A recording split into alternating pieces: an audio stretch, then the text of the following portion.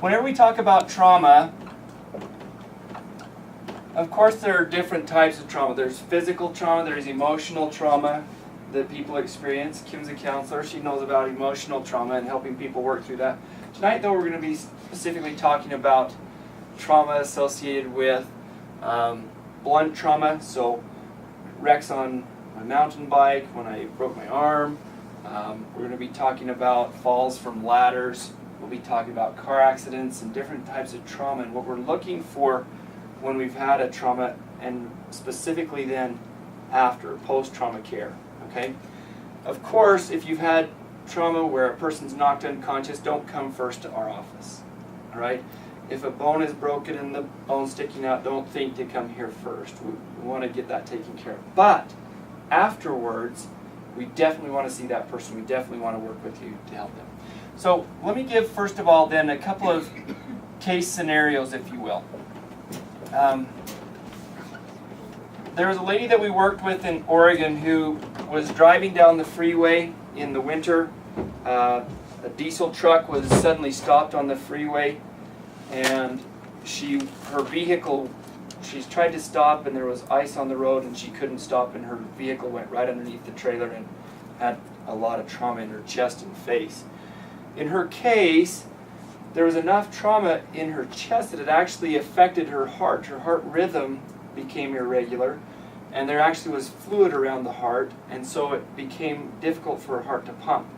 And also what we saw were the ribs, the rib cage, the thoracic spine, and the neck had all been affected significantly by this trauma. And in her case, what we found was, because of how hard she'd been hit, even though there wasn't superficial bruising that was very apparent, there was deep bruising that ended up becoming yellow and green and purple down lower into the abdomen. And so we'll talk about bleeds and how bleeding can affect us. Then we'll also talk about something we can use to correct, or in essence an enzyme response to help to correct or cure some of those internal bleeds. Okay?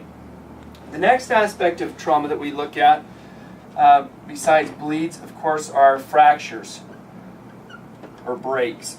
When we have broken bones, the first thing that we want to look at for breaks is that there is some type of stability. Bless you. So with the fracture, we want to be able to see that it has some stability so the bone can actually heal. If it isn't in appropriate positioning, then it can actually create what we call a pseudo-articulation or a false joint. You'll see that sometimes with collarbones that have been broken. They never actually get into contact appropriately. The person keeps moving, and over the years they just develop this, what looks like a false joint when you look at it on x-ray. Or in other words, then, when we look at the bone itself, instead of having a nice callus where there was a fracture before, there may be some type of a non-union to that joint, which then will create a specific pattern or picture on the x-ray, wherein then it will actually have this type of a smooth or mottled or rounded appearance, where this bone will now just have a non-union. Okay? And those can occur very, very commonly. We see some non-union fractures that occur with stubbed toes. Okay? That corner of the bed that you always kick when you're making the bed or putting the sheets on again. And it's always that second toe, and it just hurts so badly. And after many blunt traumas to that, we oftentimes will actually see a non-united fracture in that area. Occasionally we'll see a non-union in a person who's had a long bone fracture, and with that, sometimes that's associated then with a non-union or non-healing because of something else that's going on below. Sometimes cancer or infections may create then an inability for that fracture to actually heal. So when we look at fractures then, always remember that a fracture will create some type of a sign of a fluid underneath, because the bone is highly vascular, and because of the amount of blood vasculature that it has, oftentimes what we'll see is that there will be, you have to look on the x-ray for some type of a fluid pocket around. In the elbow or the arm, the most commonly missed fracture of the arm is not in the humerus, but right at the elbow itself, where the radius and the ulna meet. On the radial side, or the thumb side, basically I'll exaggerate it looks like this, but what will happen is when a person falls out on an outstretched arm, they'll actually fracture this and it won't show up on x-ray. So what you have to look for is on the side view, on a lateral view of the arm, you look for what's called a little sail sign. And this is a fat pad that gets pushed forward because of the fluid at the arm, and you'll actually see where this will bleed in the elbow and cause this sail sign. So if you have a child that's fallen on their arm, especially like Jen, where you still have your younger girls, if they fall out, or if one of their friends are falling out on an outstretched arm and then they're saying, "Ow, I can't bend my arm," you'll want to get a lateral view of the arm, and what we're looking for is this fat pad or sail sign. Again, because it looks like, to whoever originally did that, the sail of the boat. Okay, and that's a radial fracture. It's the most commonly missed fracture of the elbow, but it's the most common fracture of the arm. But it's hard to often view because it doesn't displace that. It's a compression of this radius into the elbow itself, okay, into the humerus. So very commonly missed, looking again for some type of a swelling or a fluid. Now, always remember then the last thing when we are looking at bleeds and fractures, that then the other connective tissues associated with traumas include the soft tissues, but specifically then we think of another area that's commonly injured, and that's going to be the ankle. Okay, so usually it's not on the big toe side, it's usually on the outside of the ankle, because the most common ankle injury is rolling it outward, right? Or what we call an inversion sprain. When that happens though, so if we actually then make this the outside of the ankle, and we just bring in the rest of the toes to this side, what we'll see is very commonly that this person will experience this type of a trauma, and you'll see in the morning that this child will have this swelling, ecchymosis, or bleeding that occurs around the ankle. The most important thing to look for is an avulsion though, or a tearing off of the bone that comes right here at the side of the foot.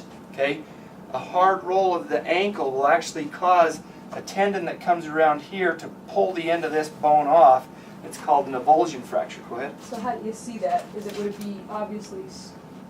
No, you'll see swelling, and what you actually have to do is that they'll complain of pain, but you have to just touch there. So what you want to do is just feel up along the foot.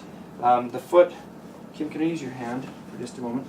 As you look on that side of the pinky toe, you'll actually just feel, because in essence here's the ankle right here, okay, in the anatomy. You'll just feel along there and just check, just touch along there, and if they have tenderness over that where that bone is, you'll definitely want to have that x-rayed. Okay? Maria came home tonight, she rolled it in PE, Uh-huh. and it's swollen all around, just around Around up in here. Up in there. Uh-huh. And a little bit right in there.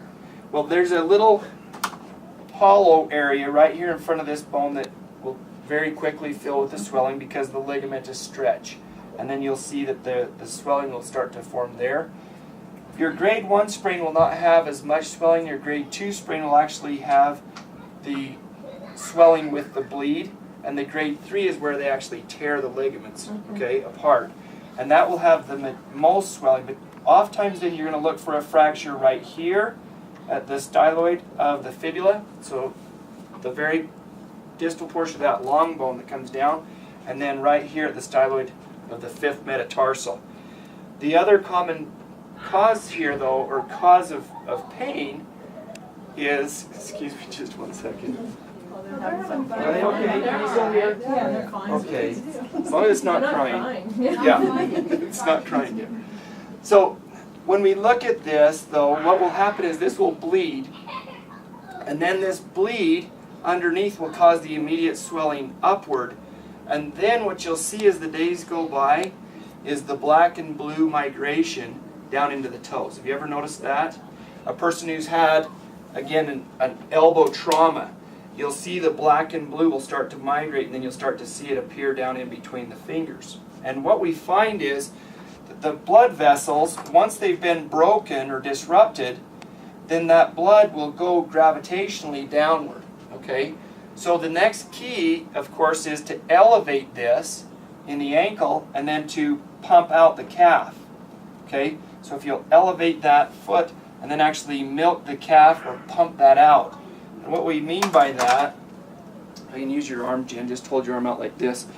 What you do is just take and, can you stand for me so we can get that on the camera too? You just put lotion on your hands, have the child put their foot right into your chest and then just push. And what you're going to do is make a little ring with your hands and just follow the contour of their calf as you go upward above the knee. And just do several strokes of that and just milk upward. Don't pull it down. If you put a bandage on there to compress, always remember to start distal, okay, toward the toes, and then wrap it proximally. Because if you go opposite, you actually push the fluid down in, and then you constrict the fluid down and hold it down in here.